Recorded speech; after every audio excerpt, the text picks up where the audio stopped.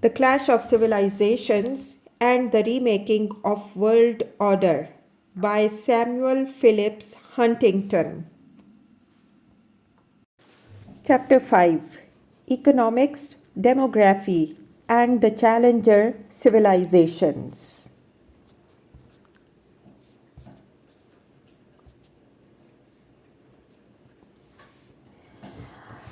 By the mid-1990s, explicitly, Islamist governments had come to power only in Iran and Sudan. A small number of Muslim countries such as Turkey and Pakistan had regimes with some claim to democratic legitimacy. The governments in the 2 score other Muslim countries were overwhelmingly non-democratic monarchies, one-party systems, military regimes, personal dictatorships, or some combination of these, usually resting on a limited family, clan, or tribal base, and in some cases, highly dependent on foreign support. 2 regimes in Morocco and Saudi Arabia attempted to invoke some form of Islamic legitimacy. Most of these governments, however, lacked any basis for justifying their rule in terms of Islamic, democratic, or nationalist values. They were bunker regimes, to use Clement Henry Moore's phrase, repressive, corrupt, divorced from the needs and aspirations of their societies. Such regimes may sustain themselves for long periods of time. They need not fail. In the modern world, however, the probability that they will change or collapse is high. In the mid-1990s, consequently, a central issue concerned the likely alternatives. Who or what would be their successors? In almost every country in the mid-1990s, the most likely successor regime was an Islamist one. During the 1970s and 1980s, a wave of democratization swept across the world, encompassing several dozen countries. This wave had an impact on Muslim societies, but it was a limited one. While democratic movements were gaining strength and coming to power in Southern Europe, Latin America, the East Asian periphery, and the Central Europe, Islamist movements were simultaneously gaining strength in Muslim countries. Islamism was the functional substitute for the democratic opposition to authoritarianism in Christian societies, and it was in large part the product of similar causes: social mobilization, loss of performance legitimacy by authoritarian regimes, and a changing international environment, including oil prices increases, which in the Muslim world encouraged Islamist rather than democratic trends. Priests, ministers, and lay religious groups played major roles in opposing authoritarianism regimes in the Christian societies, and ulema, mosque-based groups, and Islamists played comparable opposition roles in Muslim countries. The Pope was central to ending the communist regime in Poland, the Ayatollah to bringing down the Shah's regime in Iran. In the 1980s and 1990s, Islamist movements dominated and often monopolized the opposition to governments in Muslim countries. Their strength was in part a function of the weakness of alternative sources of opposition. Leftist and communist movements had been discredited and then seriously undermined by the collapse of the Soviet Union and international communism. Liberal democratic opposition groups had existed in most Muslim societies, but were usually confined to limited numbers of intellectuals and others with Western roots or connections. With only occasional exceptions, liberal Democrats were unable to achieve sustained popular support in Muslim societies, and even Islamic liberalism failed to establish roots. in one Muslim society after another. Fawd Ajami observes, to write of liberalism and of a national bourgeois tradition is to write obituaries of men who took on impossible odds and then failed. The general failure of liberal democracy to take hold in Muslim societies is a continuing and repeated phenomenon for an entire century beginning in the late 1800s. This failure has its source, at least in part, in the inhospitable nature of Islamic culture and society to Western liberal concepts. The success of Islamist movements in dominating the opposition and establishing themselves as the only viable alternative to incumbent regimes was also greatly helped by the policies of those regimes. At one time or another during the Cold War, many governments, including those of Algeria, Turkey, Jordan, Egypt, and Israel, encouraged and supported Islamists as a counter to communist or hostile nationalist movements.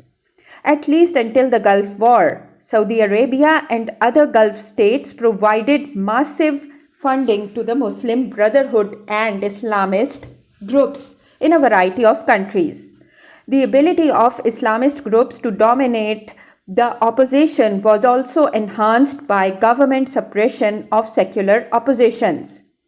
Fundamentalist strength generally varied inversely with that of secular, democratic, or nationalist parties and was weaker in countries such as Morocco and Turkey that allowed some degree of multi-party competition than it was in countries that suppressed all opposition. Secular opposition, however, is more vulnerable to repression than religious opposition. The latter can operate within and behind a network of mosques, welfare organizations, foundations, and other Muslim institutions, which the government feels it cannot suppress. Liberal Democrats have no such cover and hence are more easily controlled or eliminated by the government.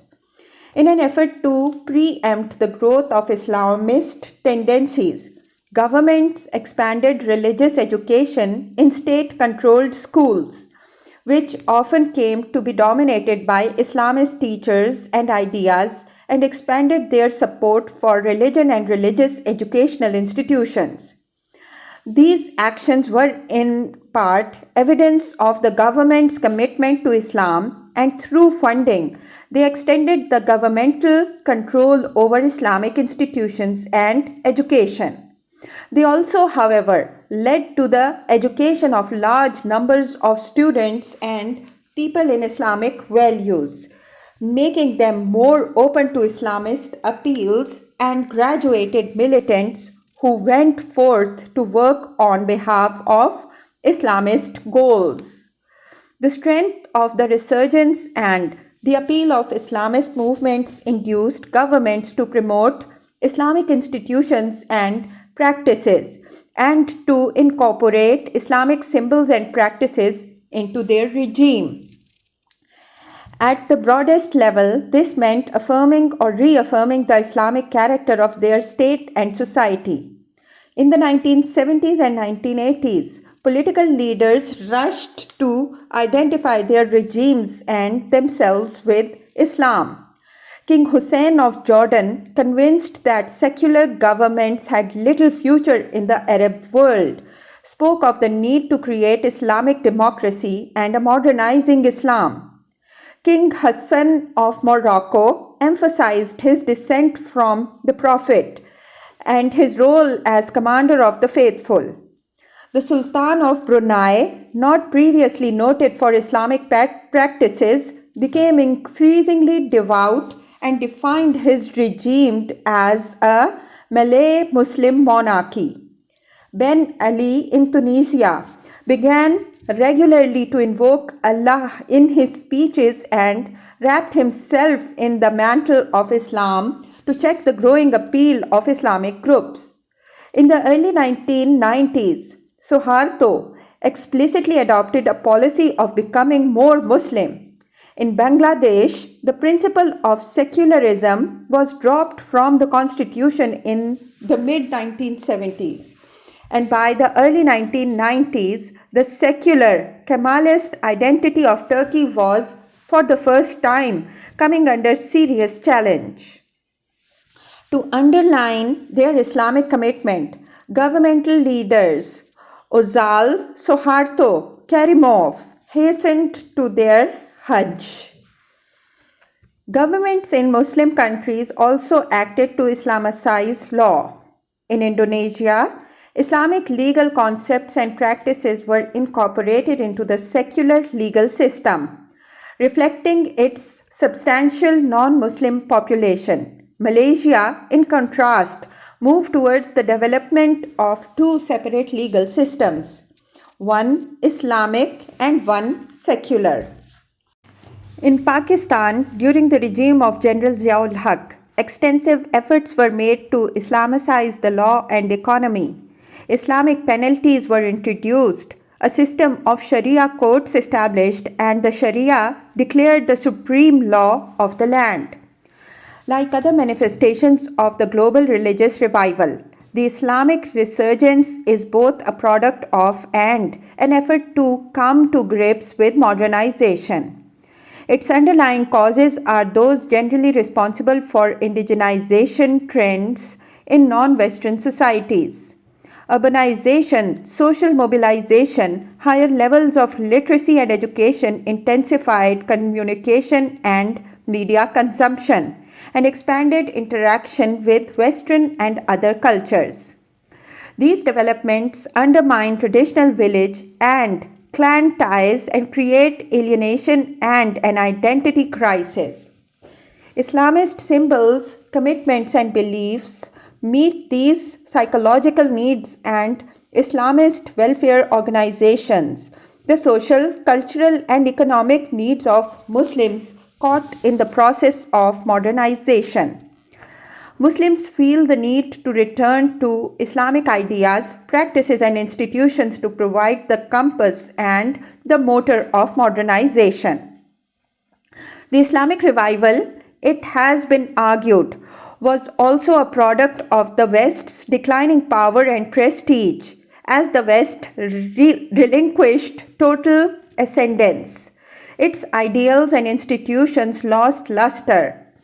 More specifically, the resurgence was stimulated and fueled by the oil boom of the 1970s, which greatly increased the wealth and power of many Muslim nations and enabled them to reverse the relations of domination and subordination that had existed with the West. As John B. Kelly observed at the time, for the Saudis, there is undoubtedly a double satisfaction to be gained from the infliction of humiliating punishments upon Westerners. For not only are they an expression of the power and independence of Saudi Arabia, but they also demonstrate, as they are intended to demonstrate, contempt for Christianity and the preeminence of Islam. The actions of the oil-rich Muslim states, if placed in their historical, religious, racial, and cultural setting, amount to nothing less than a bold attempt to lay the Christian West under tribute to the Muslim East. The Saudi, Libyan, and other governments used their oil riches to stimulate and finance the Muslim revival. And Muslim wealth led Muslims to swing from fascination with Western culture to deep involvement in their own and willingness to assert the place and importance of Islam in non-Islamic societies. Impetus provided by the oil prices hikes faded in the 1980s, but population growth was a continuing motor force. While the rise of East Asia has been fueled by spectacular rates of economic growth, the resurgence of Islam has been fueled by equally spectacular rates of population growth. Population expansion in Islamic countries, particularly in the Balkans, North Africa, and Central Asia, has been significantly greater than in the neighboring countries, and in the world generally. Between 1965 and 1990, the total number of people on Earth rose from 3.3 billion to 5.3 billion, an annual growth rate of 1.85%. In Muslim societies, growth rates almost always were over 2%, often exceeded 2.5%, and at times were over 3%. Between 1965 and 1990, for instance, the Maghreb population increased at a rate of 2.65% a year, from 29.8 million to 59 million, with Algerians multiplying at a 3% annual rate. During these same years, the number of Egyptians rose at a 2.3% rate from 29.4 million to 52.4 million.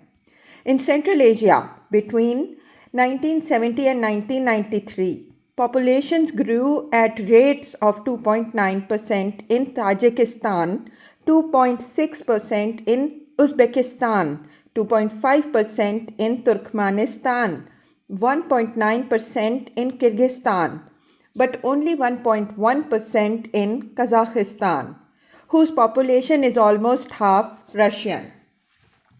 Pakistan and Bangladesh had population growth rates exceeding 2.5% a year, while Indonesia's was over 2% a year. Overall, Muslims, as we mentioned, constituted perhaps 18% of world's population in 1980 and are likely to be over 20% in 2000 and 30% in 2025.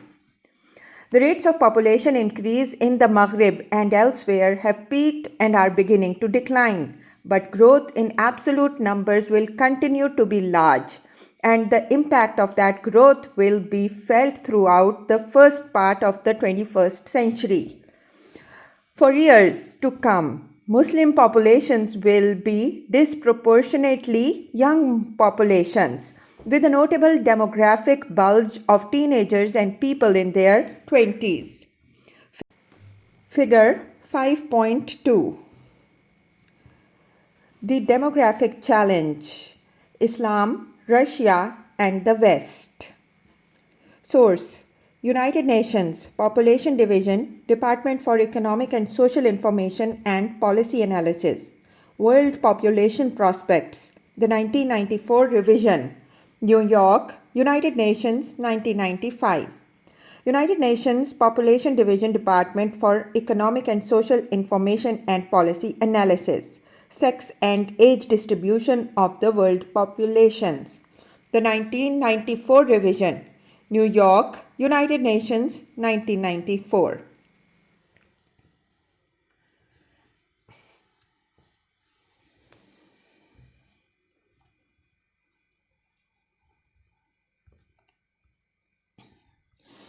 In addition, the people in this age cohort will be overwhelmingly urban and have at least a secondary education. This combination of size and social mobilization has three significant political consequences. First, young people are the protagonists of protest, instability, reform, and revolution. Historically, the existence of large cohorts of young people has tended to coincide with such movements. The Protestant Reformation, it has been said, is an example of one of the outstanding youth movements in history. Demographic growth, Jack Goldstone has persuasively argued, was a central factor in the two waves of revolution that occurred in Eurasia in the mid-17th and late 18th centuries. A notable expansion of the proportion of youth in Western countries coincided with the age of the democratic revolution in the last decades of the 18th century. In the 19th century, successful industrialization and immigration reduced the political impact of young populations in European societies. The proportions of youth rose again in the 1920s. However, providing recruits to fascist and other extremist movements. 4 decades later, the post-World War II baby boom generation made its mark politically in the demonstrations and protests of the 1960s. The youth of Islam has been making their mark in the Islamic resurgence. As the resurgence got underway in the 1970s and picked up steam in the 1980s, the proportion of youth, that is, those 15 to 24 years of age, in major Muslim countries rose significantly and began to exceed 20% of the total population. In many Muslim countries, the youth bulge peaked in the 1970s and 1980s. In others, it will peak early in the next century. Table 5.1. Youth bulge in Muslim countries. Decades in which 15 to 24-year-olds have peaked or are expected to peak as proportion of total population, almost always greater than 20%. In some countries, this proportion peaks twice.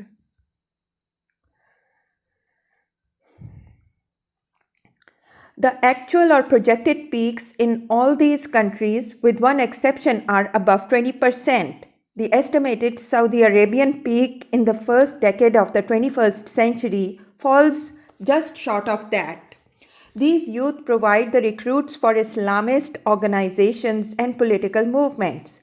It is not perhaps entirely coincidental that the proportion of youth in the Iranian population rose dramatically in the 1970s, reaching 20% in the last half of that decade, and that the Iranian Revolution occurred in the 1979, or that this benchmark was reached in Algeria in the early 1990s, just as the Islamist FIS was winning popular support and scoring electoral victories. Potentially significant regional variations also occur in the Muslim youth bulge. Figure 5.3. Muslim youth bulge by region. Source: United Nations Population Division, Department for Economic and Social Information and Policy Analysis. World Population Prospects, the 1994 revision. New York, United Nations, 1995. United Nations Population Division, Department for Economic and Social Information and Policy Analysis. Sex and Age Distribution of World Populations, the 1994 revision. New York, United Nations, 1994.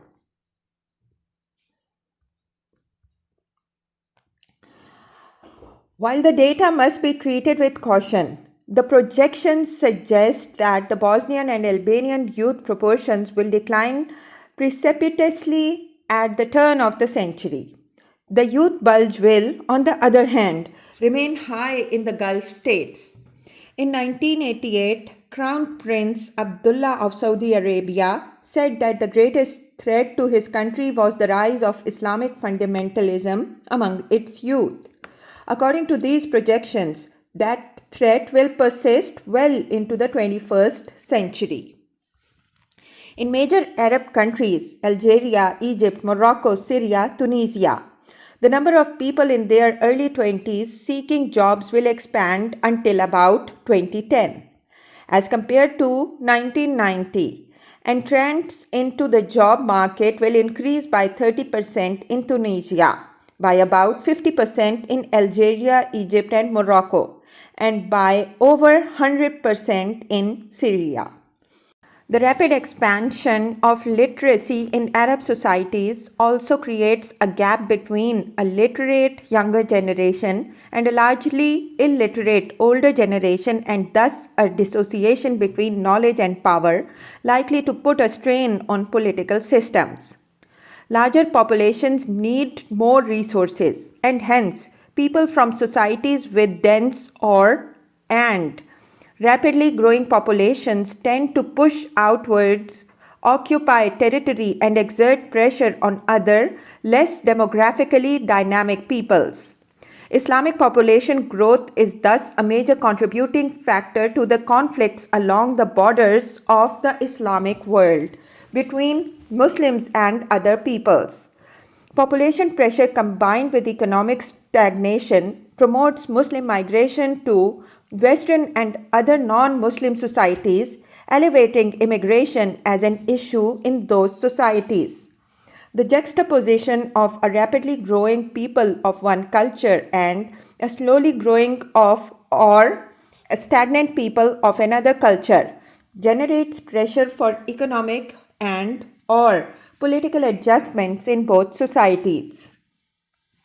In the 1970s, for instance, the demographic balance in the former Soviet Union shifted drastically, with Muslims increasing by 24%, while Russians increased by 6.5%, causing great concern among Central Asian communist leaders.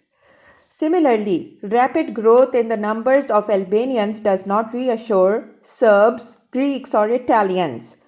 Israelis are concerned about the high growth rates of Palestinians and Spain, with the population growing at less than 1/5 of 1% a year. Is an uneasy confronted by Maghreb neighbors with populations growing more than 10 times as fast and per capita GNPs about 1/10 its own. Changing challenges. No society can sustain double-digit economic growth indefinitely, and the Asian economic boom will level off sometime in the early 21st century. The rates of Japanese economic growth dropped substantially in the mid-1970s and afterwards were not significantly higher than those of the United States and European countries. One by one, other Asian economic miracle states will see their growth rates decline and approximate the normal levels maintained in complex economies. Similarly, no religious revival or cultural movement lasts indefinitely, and at some point the Islamic resurgence will subside and fade into history. That is most likely to happen when the demographic impulse powering it weakens in the second and third decades of the 21st century. At that time, the ranks of militants, warriors, and migrants will diminish, and the high levels of conflict within Islam and between Muslims and others, see chapter 10, are likely to decline. The relations between Islam and the West will not become close, but they will become less conflictual, and quasi-war is likely to give way to Cold War or perhaps even Cold Peace. Economic development in Asia will leave a legacy of wealthier, more complex economies with substantial international involvements, prosperous bourgeoisies, and well-off middle classes. These are likely to lead towards more pluralistic and possibly more democratic politics, which will not necessarily, however, be more pro-Western. Enhanced power will instead promote continued Asian assertiveness in international affairs and efforts to direct global trends in ways uncongenial to the West and to reshape international institutions away from Western models and norms. The Islamic resurgence, like comparable movements including the Reformation, will also leave important legacies. Muslims will have a much greater awareness of what they have in common and what distinguishes them from non-Muslims. The new generation of leaders that take over as the youth bulge ages will not necessarily be fundamentalist, but will be much more committed to Islam than their predecessors. Indigenization will be reinforced. The resurgence will leave a network of Islamist social, cultural, economic, and political organizations within societies and transcending societies. The resurgence will also have shown that Islam is the solution to the problems of morality, identity, meaning, and faith, but not to the problems of social injustice, political repression, economic backwardness, and military weakness. These failures could generate widespread disillusionment with political Islam, a reaction against it, and a search for alternative solutions to these problems. Conceivably, even more intensely, anti Western nationalisms could emerge, blaming the West for the failures of Islam. Alternatively, if Malaysia and Indonesia continue their economic progress, they might provide an Islamic model for development to compete with the Western and Asian models. In any event, during the coming decades, Asian economic growth will have deeply destabilizing effects on the Western dominated established international order, with the development of China, if it continues, producing a massive shift in power among civilizations. In addition, India could move into rapid economic development and emerge as a major contender for influence in world affairs. Meanwhile, Muslim population growth will be a destabilizing force for both Muslim societies and their neighbors. The large numbers of young people with secondary educations will continue to power the Islamic resurgence and promote Muslim militancy, militarism, and migration. As a result, the early years of the 21st century are likely to see an ongoing resurgence of non Western power and culture, and the clash of the peoples of non Western civilizations with the West and with each other.